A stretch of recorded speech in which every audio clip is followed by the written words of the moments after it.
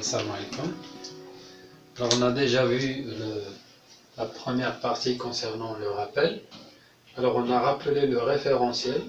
C'est une combinaison de deux repères, un repère d'espace et un repère de temps.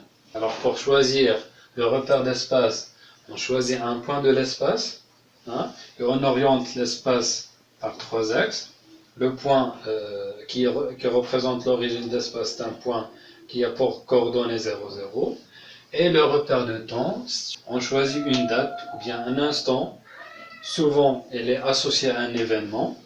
À cet événement, on associe une date qui est nulle.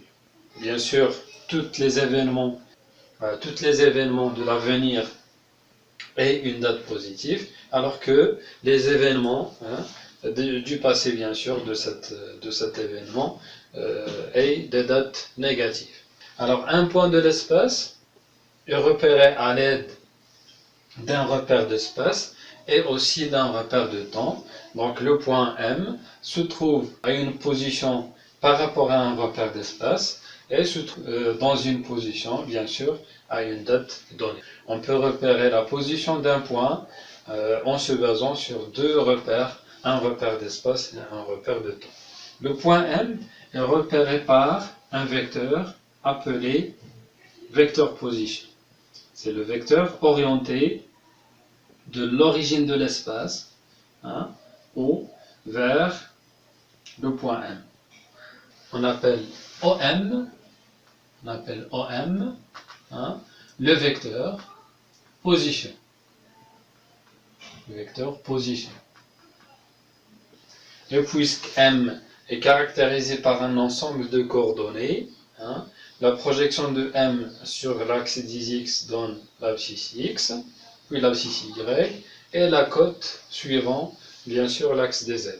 Ça veut dire que les coordonnées du vecteur OM sont X, Y, Z. Alors on peut écrire les coordonnées de cette façon, ou bien on peut exprimer OM en fonction de I, et de G et de K, comme suit. Alors XI plus YJ plus ZK. Alors si M se déplace,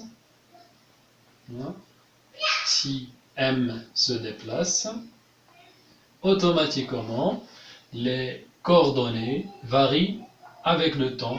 X varie avec le temps, Y varie avec le temps, Z varie avec le temps, et on appelle ces fonctions temporelles, on les appelle les équations horaires,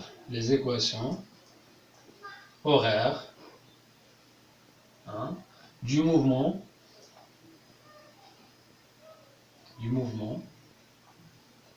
de M. D'accord?